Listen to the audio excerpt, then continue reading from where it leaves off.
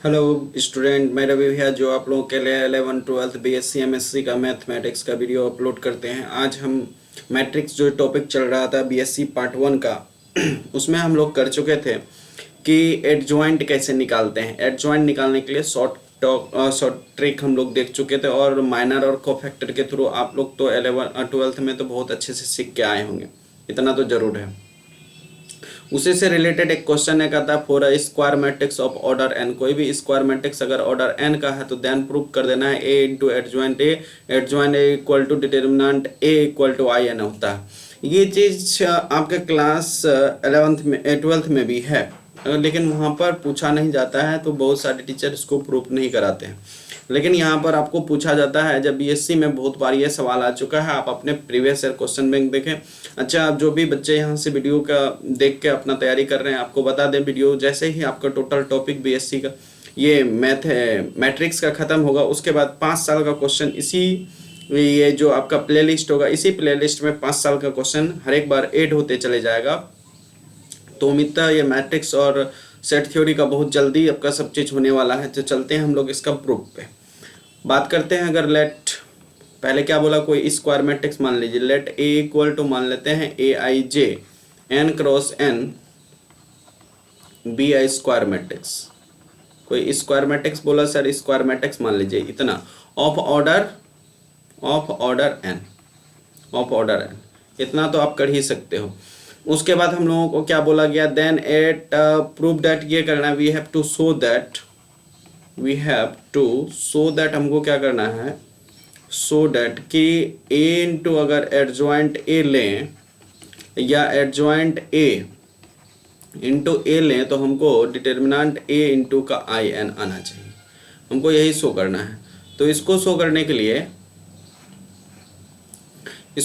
लिए हम लोग क्या कर सकते हैं, चलिए ध्यान से देखते हैं कि हम लोगों को किस तरह से इसको चलना होगा।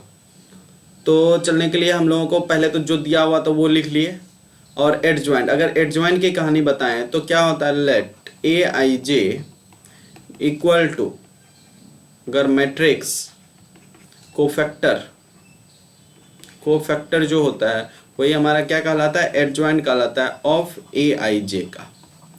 ठीक है, ए आई जे का, इसका मतलब जो कोफैक्टर था उसको हम लोग ए आई जे लिखते हैं और उसका क्या लिखते हैं, ट्रांसपोज लिखते हैं। अगर बात करें तो A11 A12 A13 dot dot dot कहाँ तक, A1n, और फिर A21 A22 A23 dot dot dot कहाँ तक, A2n। इस तरह से हम लोग इसका क्या लिखते हैं, कोफैक्टर लिखते हैं।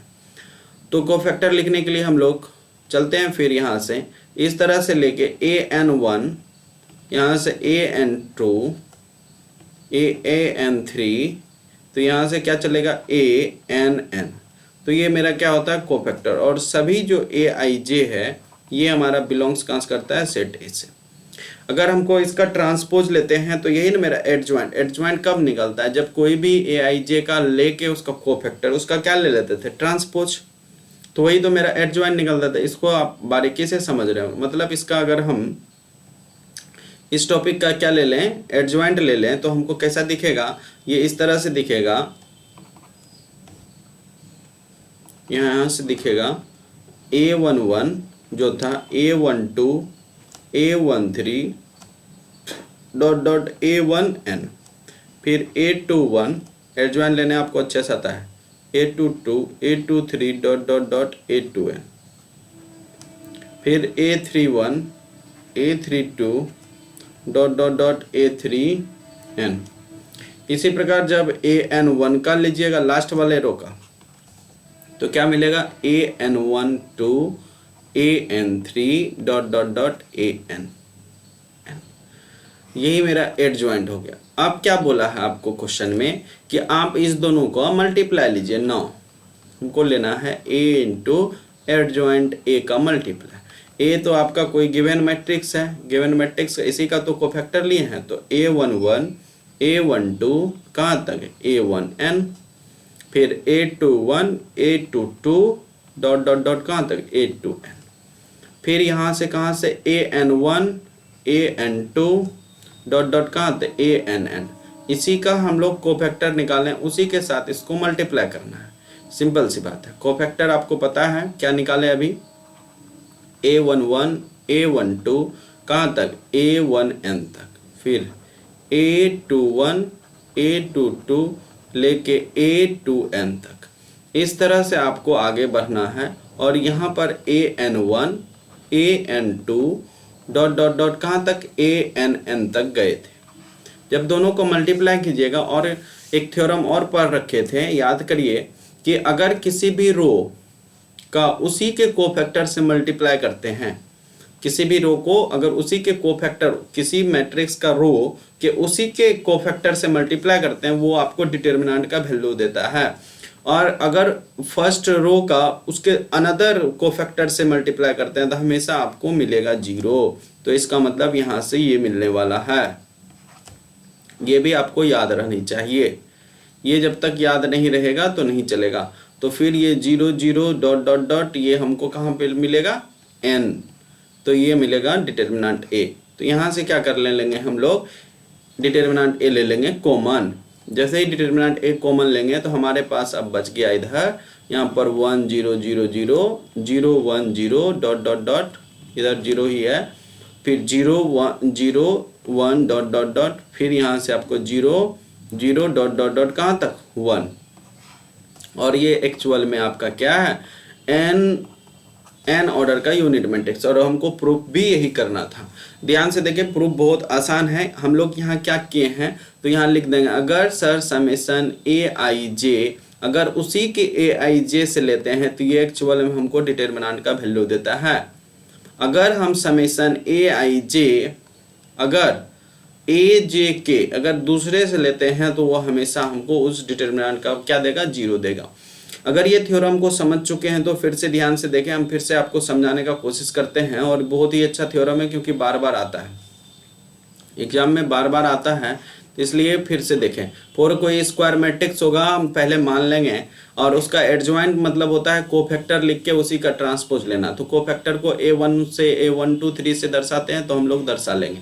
तो यहाँ से हम लोग दर्शा लिए, तो इसका मतलब a3n। अगर आपको थोड़ी सी हम बेसिक बात बताएं, जो बताएं क्या बताए थे कि अगर किसी भी मैट्रिक्स का, सपोज आपका a कोई मैट्रिक्स ले लेते हैं हम लोग 1 2 3 4 ऑर्डर का, अगर इसका हम लोग एडजॉइंट निकालते हैं, एडजॉइंट निकालने के लिए सबसे आसान तरीका 2 मैट्रिक्स का क्या बताए थे, इसको इंटरचेंज करना है, इसका साइन चेंज करना है। तो इसका इंटरचेंज यानी 4 1 कर लेंगे और इसका साइन -3 -2 कर लेंगे। देख सकते हैं 4। तो इसका मतलब ये एडजॉइंट हो गया। तो एडजॉइंट आ गया तो क्या बोले, फर्स्ट रो के फर्स्ट कॉलम से मल्टीप्लाई कीजिए। पहले इसका डिटर्मिनेंट सॉल्व कर लीजिए।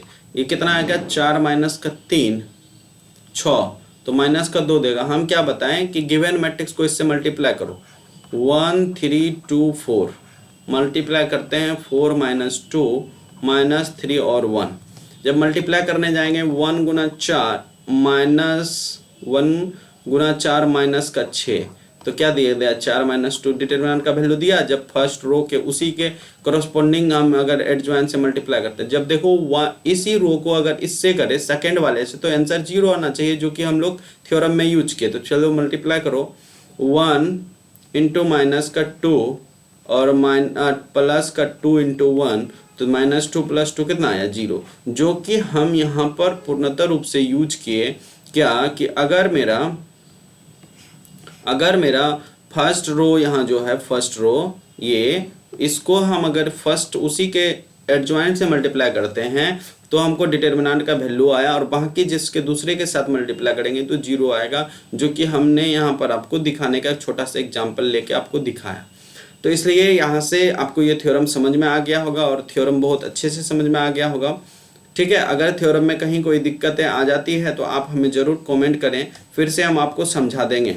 देखें, ये पूरा थ्योरम है, पूरा थ्योरम का प्रूफ है। Thank you for watching my video.